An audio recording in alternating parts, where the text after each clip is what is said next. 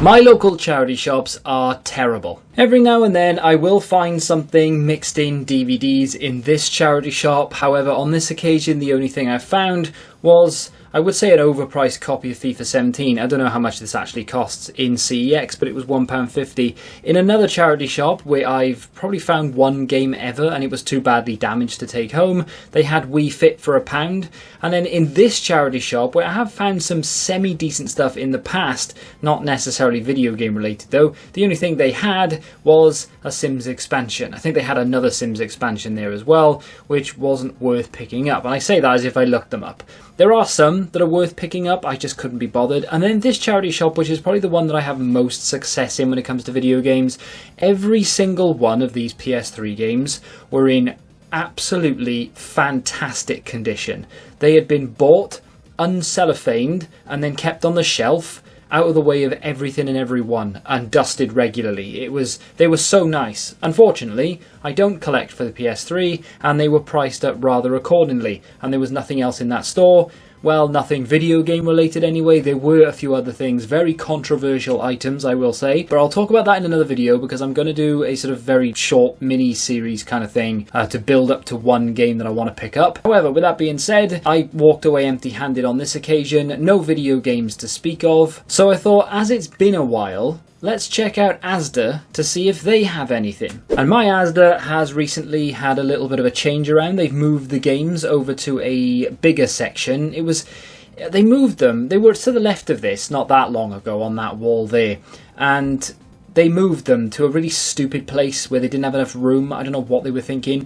£21 for Hogwarts Legacy is a very good price because that is brand new, and of course it is cheaper than CEX charge for a second-hand copy. Correct me if I'm wrong, this is a new Epic Mickey game that is essentially just a remaster. I might be wrong in thinking that, but I'm pretty sure I've seen that cover somewhere before.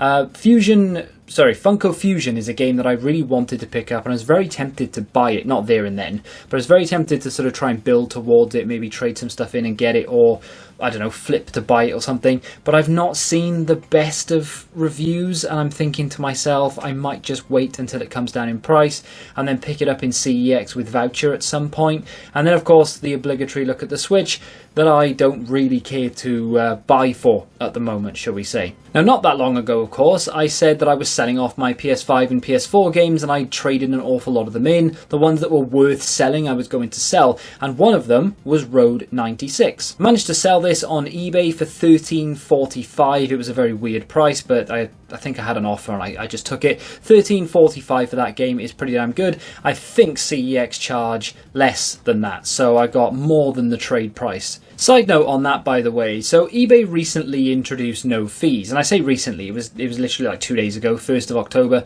no fees, and from the 16th of October, you will have to manually withdraw funds from your account rather than it automatically going into your bank. So at the moment, you sell something today, for example, I sold something, and tomorrow I'll automatically have the money in my bank, but from the 16th of October, I will have to go into the app and withdraw it like you do with Vinted. It's going to almost be exactly the same with Vinted.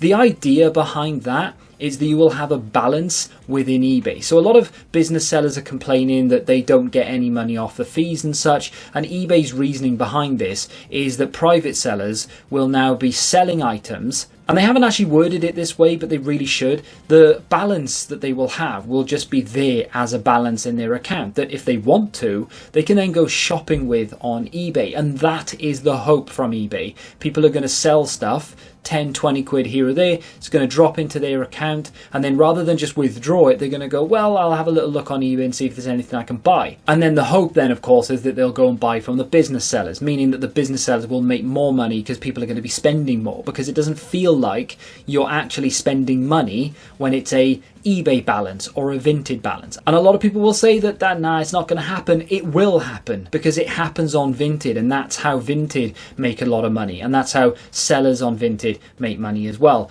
Because me personally, if I see, I don't know, a t-shirt that I want to buy, for example, it's £5 plus all the fees and the postage on top, it's closer to a tenner, it's like 8-9 quid. I'll be like, don't know if I want to spend 8-9 quid. If I've got £9 in my balance, which I do right now, I've got £9.95 in my Vinted balance right now, I will will happily buy the t-shirt using my Vinted balance because it doesn't really feel like I'm using my money, but I wouldn't want to use my money. So it will increase sales, and I do trust that eBay have done adequate research on this. But if it works for Vinted, it's absolutely going to work for eBay. I really like what they've done. It is a bit sucky for business sellers that they don't really get any perks whatsoever, and they're still having to pay all these fees and pay for the shop and everything. They are paying almost 20% on every item that they sell, which is far too much. It shouldn't be that high. So business sellers definitely have my sympathies there. However, as a private seller, I'm very happy that they've essentially now turned into Vinted. And of course, you get the money almost straight away. So I'm going to add that on to the balance in the series 1345. I can't remember whether I've sold anything else. Although, having said that, I have actually sold something else, which I'll talk about in just a second. But before I talk about that, first trip of the day to CEX. I could not get into this CEX quick enough. There was a game that I've been waiting to pick up for such a long time that they finally had in. And was I bitterly disappointed, or was I bitterly disappointed? So, a few games there I wouldn't mind picking up. Bolter's gone up in price recently, which has put me off wanting to buy it, which is a bit stupid. Notice that Castlevania 2 is back up to 22, which is the price I bought it at. They did have Conflict Vietnam, which I was really tempted to buy as well. This I really wanted, and I don't know why I didn't buy it. 2014 Brazil World Cup. It was an alright game. I just like the World Cup FIFA games for some reason. Enemy Front up to 12. Looking around, see if I can find the game that I'm looking for. Far Cry down there. Can't remember whether I've got that. Not going to make the same mistake as I did with Prince of Persia as I did with Far Cry, and that's just reminding me of that Prince of Persia. But the game in question is, of course, Game of Thrones. There are 2 Game of Thrones games on the Xbox 360, and there are 1 Game of Thrones games on the Xbox One. Now, they are the same game, but they're on different platforms. Now, I would like to get them on the Xbox One. Of course I would. They would run better, they would potentially look better. It just makes more sense. However, I never see them. Of course, one of them is the Telltale series games, which has an awful lot of the original characters from the TV show. The game itself, I don't think, has anything to do with the TV show in terms of like the characters and the story and everything. It's a completely different tale, if you will. Although I haven't actually looked too much into it, if I'm honest, so I don't really know for sure. But as I saw this, I knew I had to go and pick it up. £5. It will not be £5 forever, because you just don't see it that often. I guarantee you this will start to go up in price before long, especially as all the spin-offs continue to come out for Game of Thrones and the lore gets bigger and deeper and better and people just get more invested in it. These games will become more expensive. The problem with this game is that it is not in the best of conditions at all. So the case is changeable, of course it is, and I absolutely will change it, but it is grubby as all hell. There's sticky marks all over it, there's gravy in the corners. It is not very, very nice. The other really bad thing about it, there's no manual, which is not as off-putting to me as it is to a lot of other people, but it's just a testament to the type of collector that I am, I suppose. I was happy to pick up this really grubby copy of Game of Thrones without a manual that the disc is a little bit questionable on, just because I'm that desperate to play the game. And I'm not saying that every game I pick up I will instantly put into the console and beat straight away. I will put them on the shelf and half forget that I own them for a while until I'm ready to play them. I'm absolutely that kind of person. But this I will be playing later on today. I really, really want to play it, and I've wanted to play it for a long time. I'm not the type of person though to just go on eBay and buy the game if I know eventually I will find it in a CEX, because it's the thrill of the hunt then. Once you get it, yeah, that's all well and good, you can play it and you'll have fun with it, but once it's done, it's done. The build up to it is the best part. So the fact that I have this now, very happy. But £5 spent on that, of course I use credit, and I will deduct all the credit that we spend today off the total voucher at the end of the episode. In that clip, I spoke about the Prince of Persia. So in the last episode, if you missed it, spoiler alert, I picked up Prince of Persia 1 and 2 essentially. They're not really, but you know what I mean. On the Xbox 360. And then when I got home, I realised, already own the first one, so don't really need this anymore. Now, I didn't want to take it back because A, I don't know if you can. I'm guessing you can because people buy CEX roulettes all the time, right? And then they just take them back because they're not happy with them or whatever. So I probably could have just taken it back and said, look, sorry, I bought this by mistake, already had it. Can I just go and get something different instead of it or whatever? And they probably would have been fine. However, I didn't want to hassle them. I couldn't be bothered, so I just sold it. And I actually sold it for the exact same amount of money that I bought it for. So £2.50 going back onto the balance. So I did use voucher to buy this game, and now of course the money's going back on the cash, which is not ideal, but I mean mean, it's fine. You know, at least we got the money back. I've not wasted anything. And in a way, many people would argue that cash is probably better than voucher anyway. And of course, I did keep the better version, or the better quality version, condition if you will. So it's just that little bit crisper now. And I suppose that in a way is what I would do with Game of Thrones. If I see it again and it has a manual and it's in better nick, I will probably pick it up again, look to sell mine. On my trip today, not only did I notice that this CEX was absolutely ransacked for no reason whatsoever, it was an absolute mess, I found my very first, since I've been collecting them anyway, promotional copy game on the Xbox One. This is Sniper Ghost Warrior 3. Now, I've not played Sniper Ghost Warrior 2, or however many there are after this, and they have two versions of this, the sort of promotional copy and the non-promo copy. So of course I had to leave it there. I don't really want that game at the moment, and I'm not 100% sure I want to go for promo copies on the Xbox One. I absolutely love picking up promo copies on the 360, and I bang on about it all the time, although maybe not as much recently, but every time I find a 360 promo copy, I have to buy it. Doesn't matter whether I like the game necessarily or not, although that does kind of come into it. I just like having them on the shelf, and it's been a long time actually since I've picked one up, and I don't know whether I want to bother going for the Xbox One promo copies. There are an awful lot of them. Promo copies are a little bit different for me than they are for other people. I used to work for GameStation, and I'm sure it'd be the same if you work for Game or any other company that used to get promo copies. They used to come in quite a lot. We used to get PlayStation versions, although they would literally just send the disc in like a clear case, and of course Xbox send this full-on promo copy version of the game, and not many people would want them for some reason. So I'd be like, yeah, fine, I'll get it, because everyone knew that I played anything and everything, so no one really had any problem with me just taking it home. And I used to have an awful lot of them until eventually I just got rid of them because I didn't really care.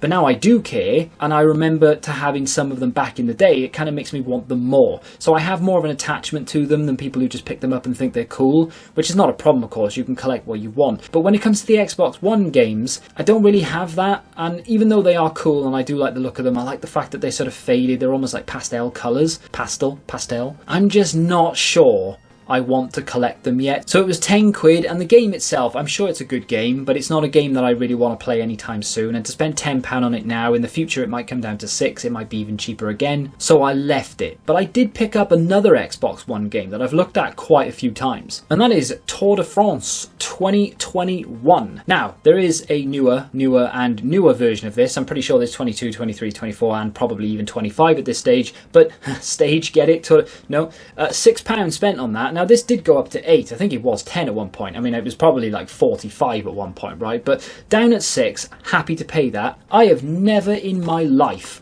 played a Tour de France game. However, I think this is probably going to be the closest thing I will ever likely get to a running game. Now, I know you can pick up Beijing 2008, London 2012, and all the rest of it, right? But they are track events. This is a long distance biking event, right? I don't claim to know anything about cycling. I can ride a bike, and that's about as far as I go. But I absolutely love running, and I've spoken about this a lot, but there is no running game. There's no marathon game. There should be. There absolutely should be, but there isn't. And if I had the skills and the know-how, I would try and make it myself. And in fact, that was the plan for a long time, until I realised that I absolutely did not have the skill set, and by the time I'd finished it, I'd probably be about 73, so I just gave up completely even trying to do that. So, as the next best thing, I can just run sitting down, I guess, and I'll play Tour de France 2021. If you've ever played a Tour de France game, let me know what you think of them in the comments. I tried watching some content on it, didn't have a clue what was going on, and thought, you know what, the best way for me to learn is to pick it up and play it myself. So £6 will come off the voucher together with that £5 that I spent on Game of Thrones, but I am nowhere near done yet. My CEX doesn't have any Xbox 360 rarities, so they introduced the rarity sort of system to the 360 the other day,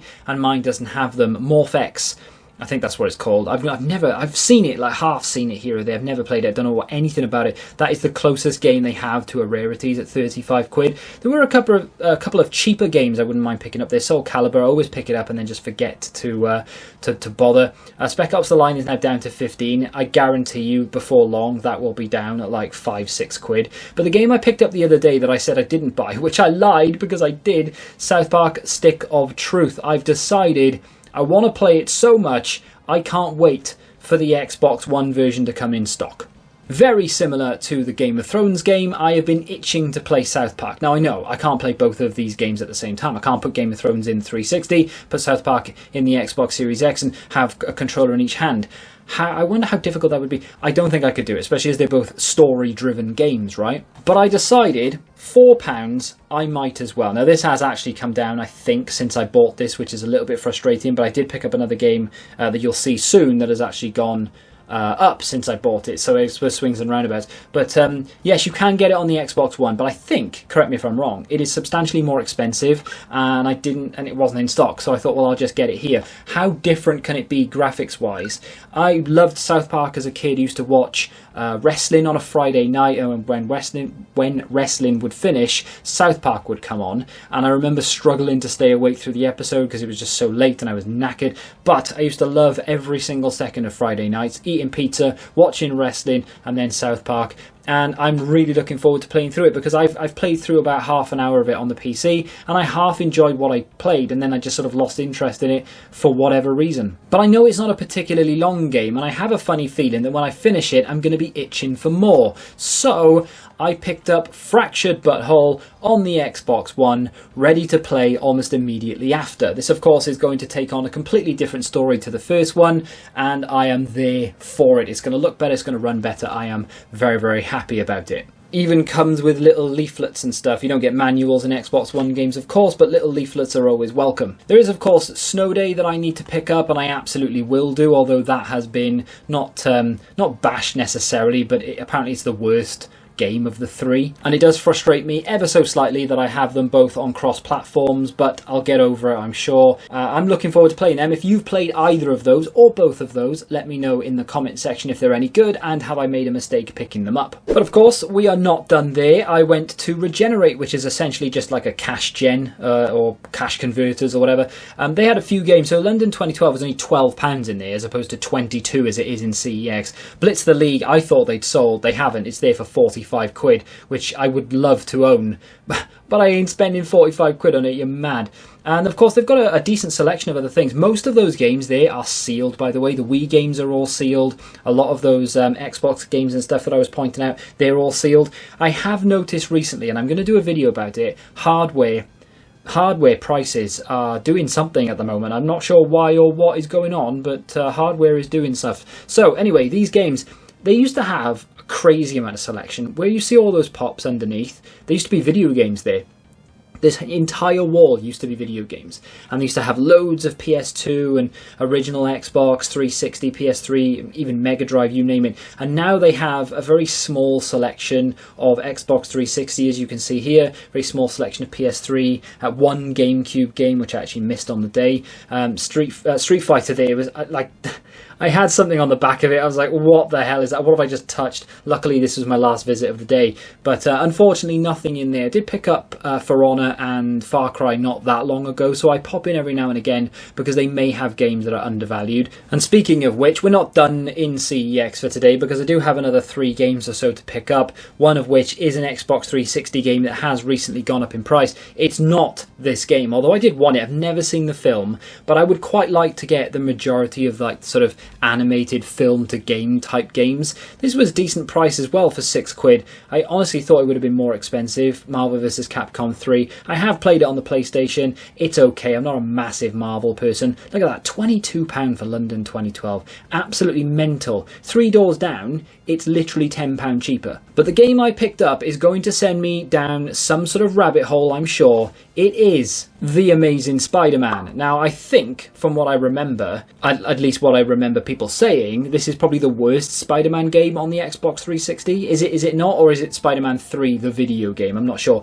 But I spent £12 on that, which I thought was pretty good, because it's now gone up to 15. It was at 15, and then as I was paying for all the games you've seen so far, and the ones that I'm going to pick up later on in this video, I turned around when I was in the queue, and they have this sort of stand that they put games on ready for staff to go and take out onto the shop floor. And I was looking through them because they had a few 360 there, and I noticed The Amazing Spider-Man. Now, I knew the price of this was 15 quid, so I pulled it off the shelf and it said 12, so I was like, oh, that's a £3 reduction. I've been waiting for prices of Spider-Man games to do something other than just keep rocketing, and I think they are starting to sort of come down a little bit now. Spider-Man 3 was 18, it's now 15. This Amazing Spider-Man was 15. When I bought it, it was 12. It's gone back up to 15. It literally came down for like 3 days. But I think now is the time, and when I see them cheap, I will pick them up. It does come with a manual and it is in very good condition, and I kind of thought that this was going to be the case for two reasons. So the first of which is the case actually feels nice. It doesn't feel dusty or sticky or grungy, if you will. The other thing is this: if you see these on a case, and they'll generally only be on 360 or Xbox One games, of course, because the other consoles don't really do it. If you see these, I often find games in very good condition with this on it, and it's because the person who buys it literally runs their thumb down it to break the seal, takes the game out, puts it in, and then finishes it in one sitting and puts it back on the shelf. No one in their right mind leaves this on if they're a collector or they like defiling things, because they would want to take it off, right? But people who leave it on, for some reason, their games are always in really good condition. So if you ever see that, you know it's probably got a manual and it's probably in good nick. Another quick look at the Xbox One games now before I talk about something that prompted me to sell something in my collection recently. Rust for £22. I don't know what to do about that game. It just does not come down in value. I think I saw it in a Black Friday sale last year for 20 quid and I was tempted then. It's now 22. I'm going to see what happens. It's obviously next month, Black Friday, which is crazy to think already. But I'm going to wait, because if I can get Rust for like, I don't know, 10, 15 quid in a Black Friday sale, I'd be very tempted to pick it up. Ghostbusters there for a tenner. Pretty sure that was 12 once upon a time, so it has come down a little bit. Wouldn't be against playing it either. I did want a Devil May Cry game here, not the one that you're seeing right in front of you there. There was another Devil May Cry game, but I couldn't find it, and I know they have it in stock. Well, unless it's sold within, you know, the sort of few hours since I looked at the app anyway. I think it was like the HD collection. It's about 6 quid. I really want to pick it up. Never really dabbled too much with Devil May Cry, so wouldn't mind playing it. But unfortunately, for whatever reason, I couldn't find it. I don't ask at the till, or do you have this and can you go find it for me? If I find it, I'll buy it. If I can't find it, yes, fine. Unless Game of Thrones was not on the shelf, of course, then I would have asked at the till. But I did pick up a game there, and it kind of took me by surprise when I had the game at the till, because I sort of picked it up, didn't know what to do about it, and for some reason then put it in the pile with the games that I was buying, and then had another look around, forgot that I put it in the pile, and when I went to the till and I gave the guy the games, you know, they flick through, they scan them all first and then they go pick them up. The last game on the bottom of the pile was this one, and that game is Police Simulator. And yes, I've spent 20 quid on this game. Now, like I said, I kind of bought it by mistake. I do want to play it, and I am looking forward to it, and I know I could easily have said, oh, hang on, can I not have that game? But when I had it in the pile and I forgot about it, when I went to the till, he picked it out from the bottom and scanned it. I was like, oh, I forgot to take that out of the pile. Oh well, looks like I'm buying Police Simulator. So yeah, I ended up buying that, and of course I did spend a lot of voucher this day, but we do have a lot of voucher to spend, and I do think I'm going to be able to get some more voucher soon as well, so it's not that big a deal. It's there to be spent. I am trying to replenish my video game collection because I traded in all those PS4 and 5 games. But if you've played that, you have to let me know what you think of it, because it looks interesting. I'm kind of into the simulation type genre for some reason. Loved Power Wash Simulator for some reason. £20 may sound like a lot of money, and there are plenty of other games I could have picked up for 20 quid, I'm sure, that I'd have more fun than Police Simulator, but I'm going to give it a go and see what I think. If I don't like it, because it's still worth around 20-25 online, I will look to maybe move it on if I don't like it, but I'm going to play it sooner rather than later, although it is going to be difficult now because I have Game of Thrones and South Park to get through, but I'll see. Let me know what you think of it in the comment section if you've played it, and of course, if you've played any other simulation games as well that are available on the Xbox One, whether they be on Game Pass or not, let me know in the comments what they are, how good they are, whether I should play them or not, because I'm really into it. I don't know why. Let's have a deep philosophical conversation about why I'm thinking PlayStation just isn't the platform for me. So I'm looking around at these games here. I'm thinking, I don't really want to play any of them. Like the PlayStation exclusive type games. The games that are available across both platforms, PlayStation and the Xbox, of course PC as well, if you're that way inclined, I can play on the Xbox, and I will do. And a lot of them I want to play, but I'll play them on the Xbox. But when it comes to PlayStation exclusives, I said the other day that I'm only really looking to collect PlayStation games that are exclusive to the platform. So Horizon Zero Dawn and The Last of Us and God of War and all that. But I don't really feel like playing them. And I haven't felt like playing them for a long time. And when I'm looking at these games on the shelf, I'm thinking, I don't know if I'm ever going to buy these. Because I've gone past them all here. I picked up God of War there very briefly, looked at the spine of it. And I've never really played a God of War game. I don't know what it is, but I just don't have the urge. It's just not, they're not games that call out to me. And I know for a fact they are good games. I know they are good games because I have played The Last of Us on the PS3 many, many moons ago, and it was a really, really good game, and I had an awful lot of fun playing it. But I think it's going to have to be something that I really think about, and I have a really long look at my collection of what's left of it and whether I actually want to go out there and pick up the exclusives, because I'm not the type of person to just buy the exclusives on the PlayStation, throw them on the shelf, and then forget that I own them. Because why would I? Why? These games here are in my collection, and they are PlayStation exclusive for the most part. I know American Fugitive isn't an exclusive, but you can't get it on the Xbox, you can on the Switch. We're not counting the Switch right now, so in my eyes, that's an exclusive. And yes, you can get Trüberbücher on the Xbox, but not physically. So in my eyes, that's an exclusive. The rest of these games, we're looking at The Order 1886,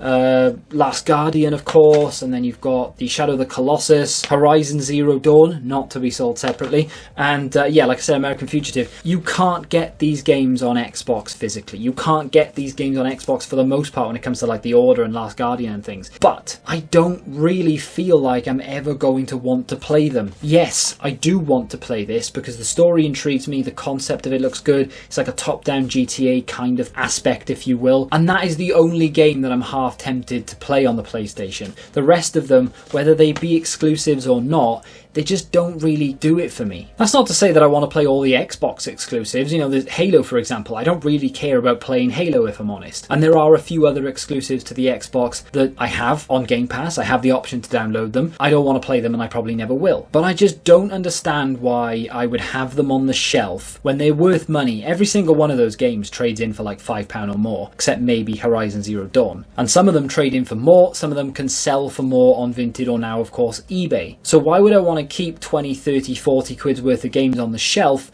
when I know I can turn that into games I will actually play and games I do want? And then that kind of lends itself into the whole PlayStation side of things as well. Why do I want to keep my PS5 if I don't use it? It's over there right now. It's not plugged in, and it hasn't been for well over a month, maybe even 2 months. However long I've had the Xbox, it hasn't been plugged in since then. And even when I used to plug it in, I would use it as a YouTube app. It was a £500 YouTube app. Yes, I used to play FIFA on it, and I did dabble in a few other games here or there, played through Red Dead, and you know, I've been through this story many times, but I've not touched it in 2 months, and it's now still worth, you know, £300-400 or whatever, but I just don't play it. So can I really afford and can I justify having a PS5 there for the sake of having it there for maybe that one time in the next 6 months, 12 months where I actually want to play a game? I'm not sure I can justify it. Now, of course, the PlayStation 5 isn't actually part of the series. I bought that before I even started doing this. I bought it when I was still doing FIFA. So even if I did get rid of that, I wouldn't count it towards the series or anything, but the games